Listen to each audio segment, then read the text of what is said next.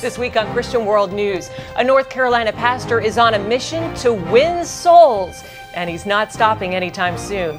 See how he'll plant 1,000 churches in 50 years. Plus, the Syrian army and the Russian government work hand in hand to seize more land, leaving behind a humanitarian disaster in the Middle East. And President Trump nominates Brett Kavanaugh for the Supreme Court. Meet the judge who could help change the course of a nation.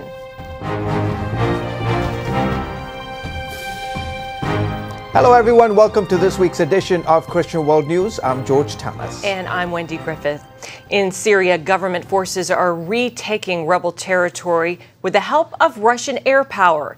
The carnage is creating an enormous humanitarian crisis on Israel's border with Syria. But as Middle East Bureau Chief Chris Mitchell reports, he tells us that the Israelis see it as an opportunity to serve their neighbors, and they're getting some help from a Christian ministry. The Syrian army captured areas along its borders with Israel and Jordan, plus the main crossing into Jordan. This now more than 7-year-old civil war has caught thousands of Syrian civilians in the crossfire. Just behind me is the Israeli-Syrian border, and on the other side of the fence are thousands of Syrians who have fled the recent fighting. The UN estimates more than 300,000 people have fled their homes. This drone footage shows the sea of new tents.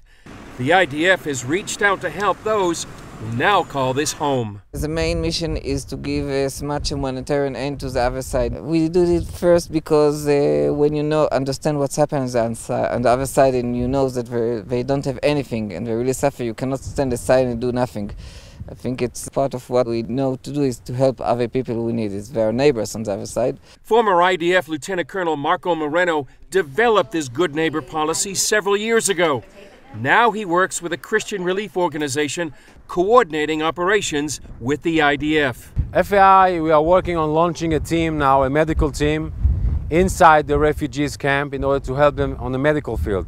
Because it will take a couple of days and, diseases will start. Children, will have issues. So FAI is engaging immediately.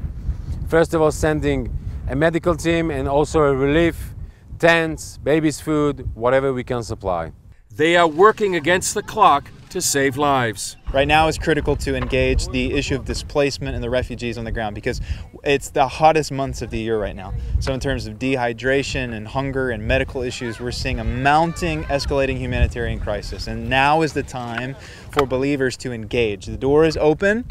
We have the access. Thomas says they need help. We need human bodies. We need salt and light people on the ground. So if you're a medical professional, education, psychological, trauma counseling, you name it, we need it. This is a field that is ripe and white unto harvest. The crisis has formed a unique partnership. If I'm an American that likes Israel and bless Israel so he can be proud in the IDF with the Christian ministry helping the Muslims. Chris Mitchell, CBN News, on the Israeli-Syrian border. Thank you, Chris. Leaders, by the way, in Europe and the Middle East are very concerned over Russia's growing influence in that region. They're looking to the U.S. to counter that influence. That's right. And recently, Chris Mitchell spoke with author and Middle East expert Joel Rosenberg about President Trump's upcoming meeting with Putin and what he hopes will come of it. In just a few days, President Trump is going to be meeting with President Putin. What's your ideas about that and analysis of what Trump needs to know going into that? Actually, President Trump has been doing much better on Russia than most critics would say. He's putting strong hawks, if you will, that really get Russia and the threat that Putin poses into his team. Jim Mattis at Defense, Mike Pompeo at State, John Bolton at National Security Advisor. This is good. Trump is also increasing U.S. defense spending, and he's pushing NATO. You guys have got to spend more. And at least 8 new countries, the 8 countries of NATO are increasing their spending. This is good. It's just odd when President Trump has harsher things to say about his own attorney general than Vladimir Putin. That's just weird. I can't explain it. So I keep praying for him. So if you're advising President Trump going into this meeting, what would you tell him? Stop saying it's such an honor to meet you, President Putin. Stop, there's a softness. I think it's weakness. It's so contrary to the way Trump deals with the NATO allies, with his own attorney general, with the Democrats in Congress. Start treating Putin like you deal with the Democrats. Tough, strong, we're not going to take your nonsense. This is what we want. I'm not saying pick a fight with them. I'm just saying, you know, Putin is a really dangerous guy doing bad things in the world and to our interests. Stop looking like you're cozying up to him. If you're there in the room with Trump and Putin, the cameras are gone, what do you want Trump to be saying to Putin? I struggle with that question because personally I don't really want President Trump in the room with Putin. I don't think we have a lot to say to President Putin. I mean, I'd rather have them talking than fighting, okay, admittedly, but Putin, you're not going to negotiate anything with him. I don't believe in walking into the room with a world leader that's an enemy, that's a strategic threat, unless you have a specific game plan.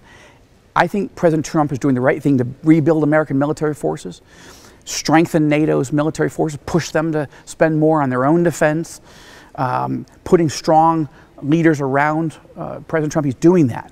I actually don't know the reason for President Trump to be in a room with Vladimir Putin. Putin is doing nothing for us, and he's not going to.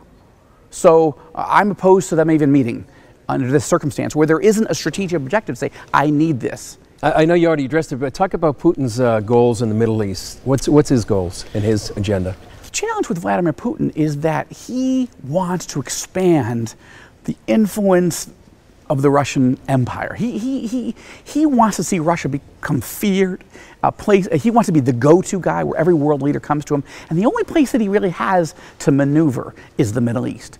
He's got Iran in his pocket. He's pulling Turkey into his orbit. Turkey, a NATO ally, but increasingly Turkey is moving to the dark side, moving towards Putin.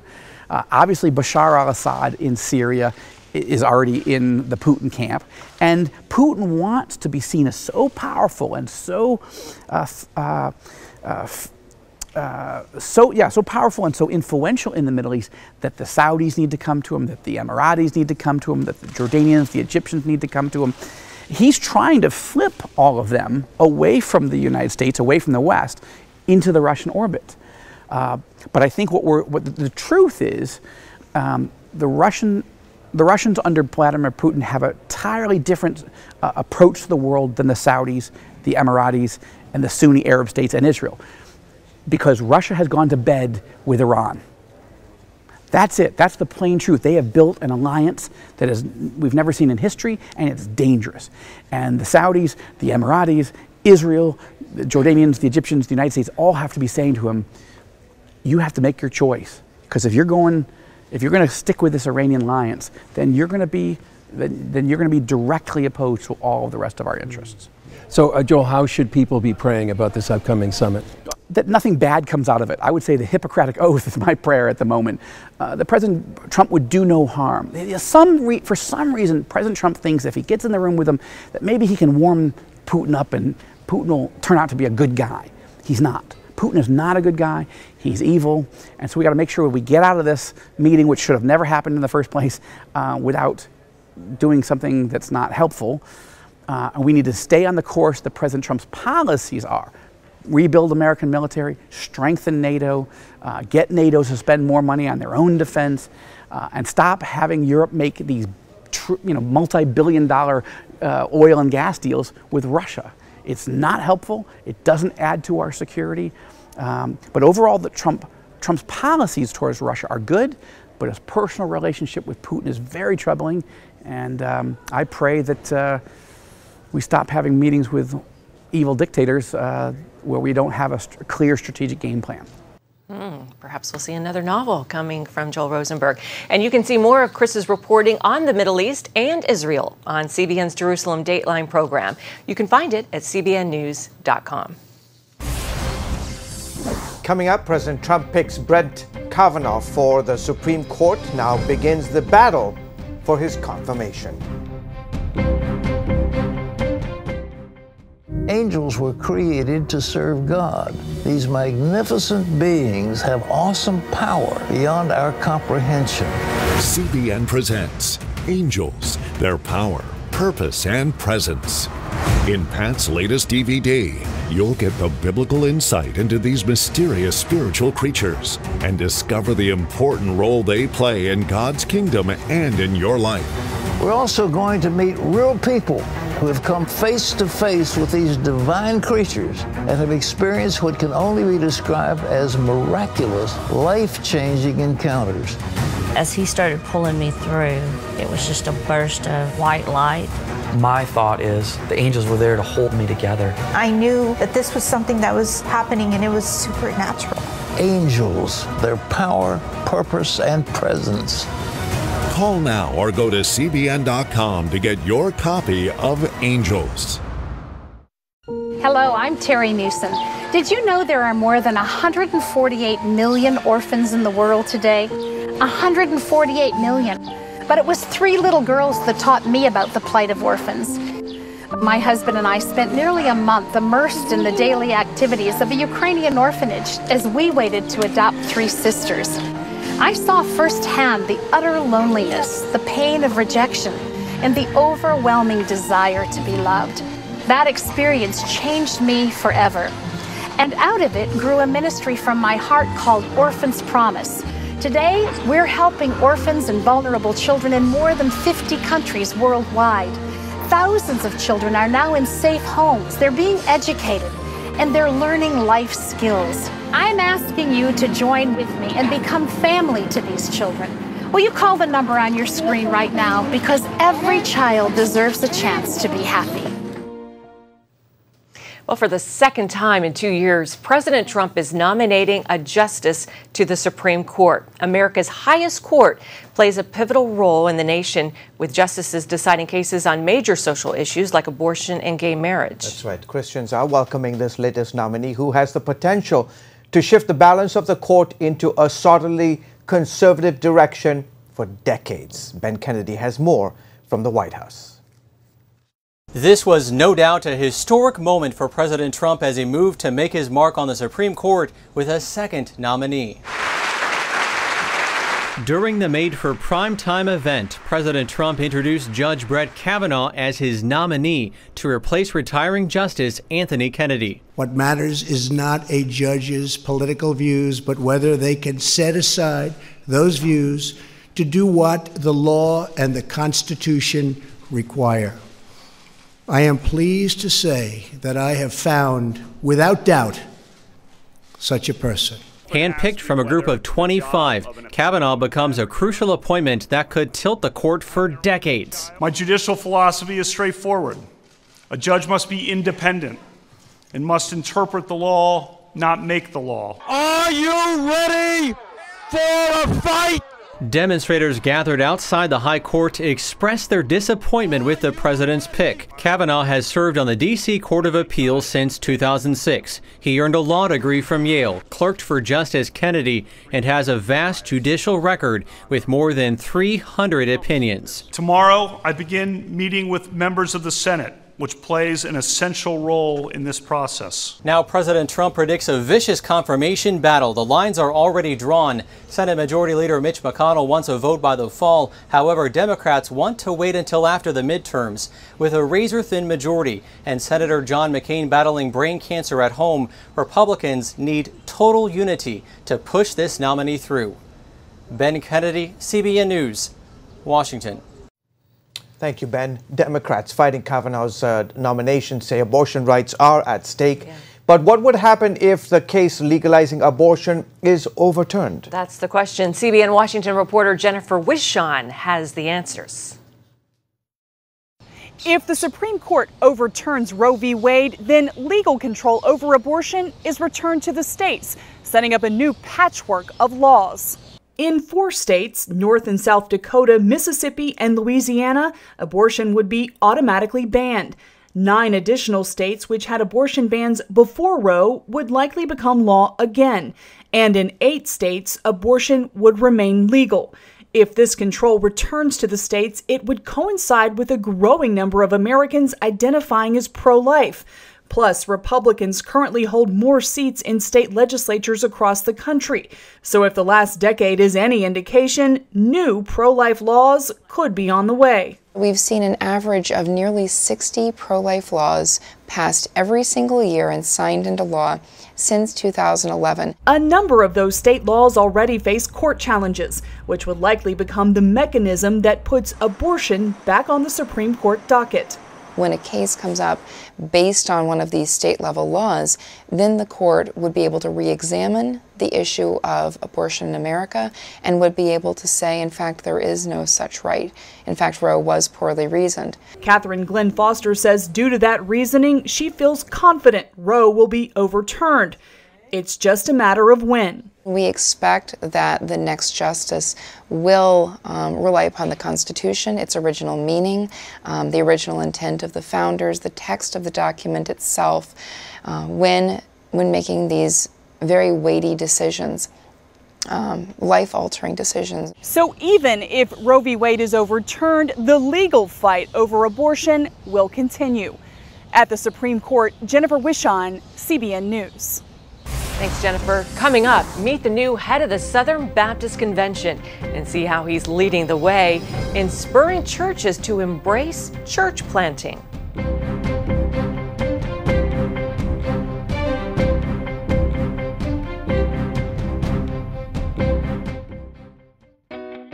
Parents, the Superbook Bible app is a great way to get your child reading the Bible because in today's busy world, we can use some help. The free Superbook Bible app has fun stuff your kids will love. They'll have a blast learning the Bible, playing great games, watching cool videos, discovering heroes in the Bible. They'll have fun while they learn God's Word. The Superbook Kids Bible app, available now. Life. It's meant to be lived fully. Jesus said it. I came to give you life. Life to the fullest. Life in your family. Life in your finances. Life in your body, mind, and spirit. Life in your everyday.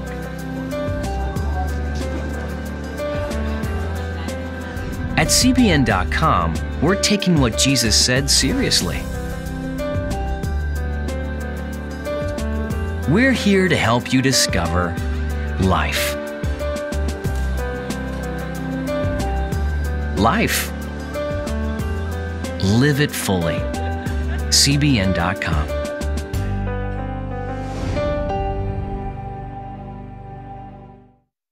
911, what's your emergency? We have a vehicle that is upside down and on fire. These people are trapped and we need the jaws of life. My feet were on fire. The car was filling up with smoke. There was fire coming in through my left door. The steering wheel was stuck in my chest. I couldn't move. The seatbelt, I kept trying to release it, but it wouldn't release. And I just screamed, God, send your angels now. I saw a set of just white hands. It was just a burst of white light. Welcome back to Christian World News. The new Southern Baptist president wants the denomination to refocus its priorities on evangelism and church planting.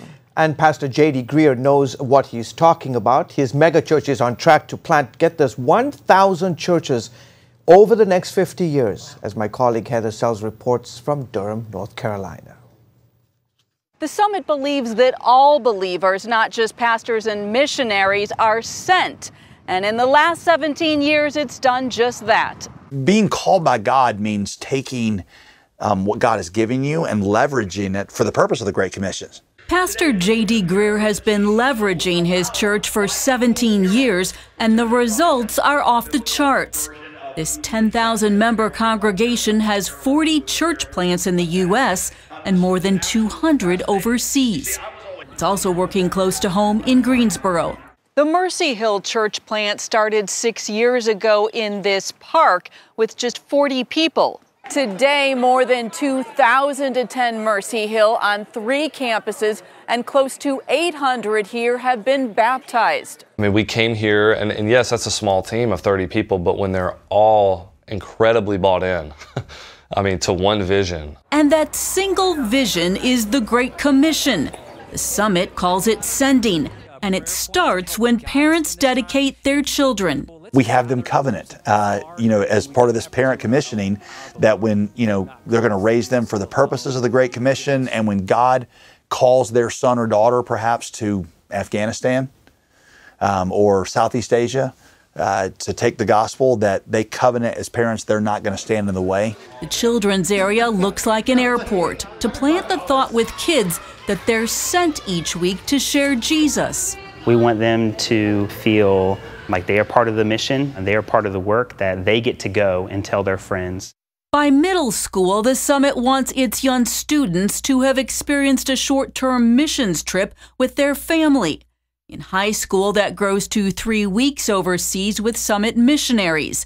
And in college, it encourages a summer of missions work, along with a big ask that college graduates pursue their first job near a church plant. When we plant churches, we just throw this out and say, hey, you graduate, you got to move somewhere. Move with one of our church plants. I want to be a missionary. I believe that God has called us to go anywhere. Like it's not a question of when or anything, it's where and how. The whole idea is you're a missionary with your life. You don't have to go across the ocean. You don't have to do anything special. Your life is your mission field. The summit's focus on youth and college mobilization has helped pave the way for its incredible success with church plants. The week CBN News visited Mercy Hill, it commissioned a church plant team, including recent college grads, to Philadelphia. They've equipped me and given me the tools to be able to send me out well. The team also included several retirees, another summit strategy.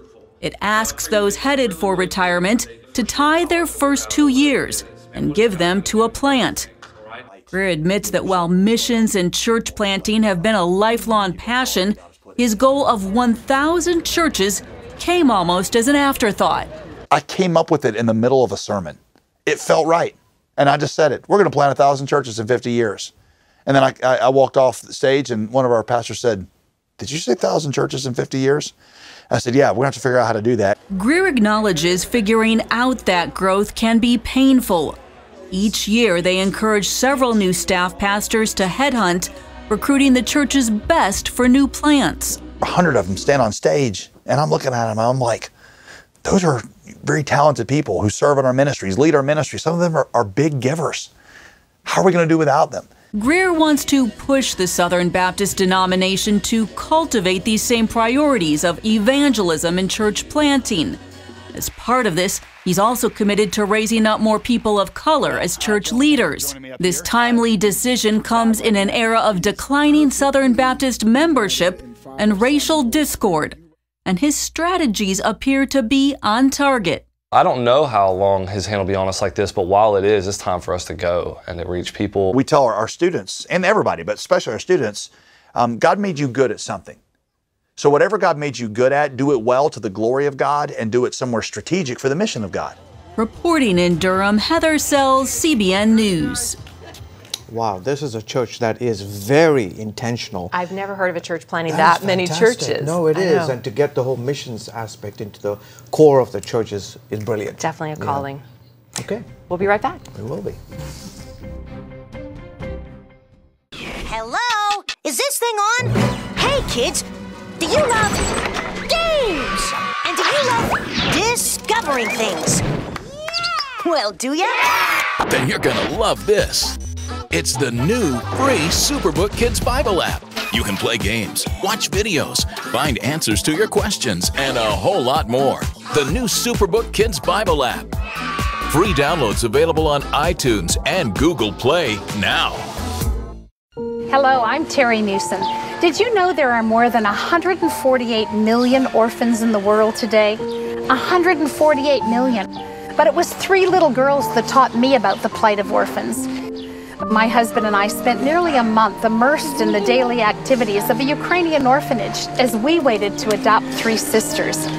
I saw firsthand the utter loneliness, the pain of rejection, and the overwhelming desire to be loved.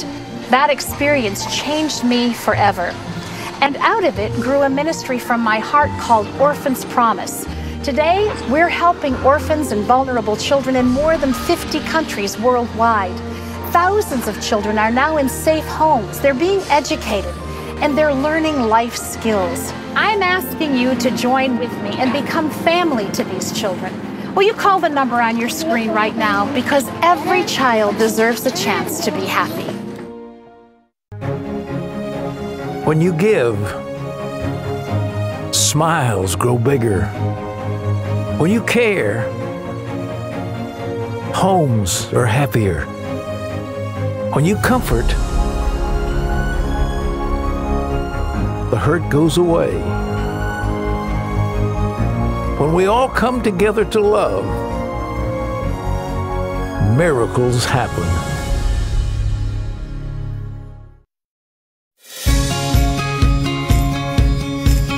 Young people, millennials, are flocking to church. It's not an exaggeration to say that we love to meet them and that we love to know their stories.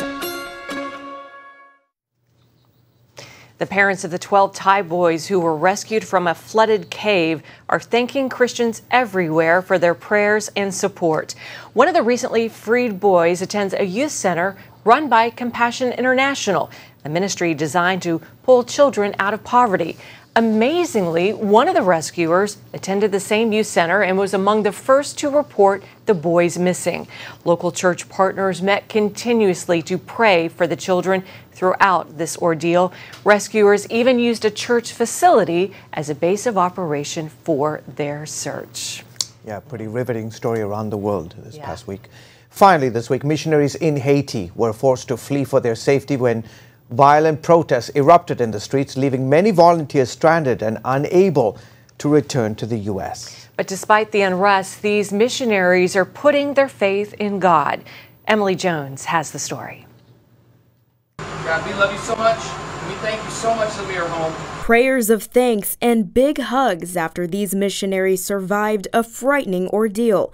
They're just one of several groups who finally made it back to U.S. soil after escaping deadly protests in Haiti. It's crazy to be home. It's crazy to be safe. It's crazy. It's amazing to see that I'm home. Everyone over here is just rejoicing. But it's a different story for the ministry groups still trapped in Haiti. Armed rioters flood the streets, setting fires, looting stores, and blocking major roads across the capital of Port-au-Prince, all in response to skyrocketing gas prices in the tiny country. The State Department is urging U.S. citizens stuck in Haiti to exercise extreme caution. But despite the threat to their lives, many missionaries find comfort in knowing that God is with them. It has a lot to do with trusting in God. And some people will say, oh, yeah. However, we've been getting Bible verses that are just exactly right on. The Lord will fight your battles. Stay calm. Some teams are happy they get to spend an extra few days ministering in Haiti. They do church work with worship, they do medical ministry and educational ministry too. We really are making an impact. Haiti is a place with many needs, obviously one of the poorest economies in the world. Once these missionaries return to the U.S., they don't plan on being here for long. We made friends with Haitians who deal with this on a regular basis. And so they were asked a question of, would you go back? And her answer was absolutely. Emily Jones, CBN News. All right, folks, that is it for this week's edition of Christian World News. Thanks so much for being with us. Until next week, from all of us here at Christian World News, goodbye and God bless you.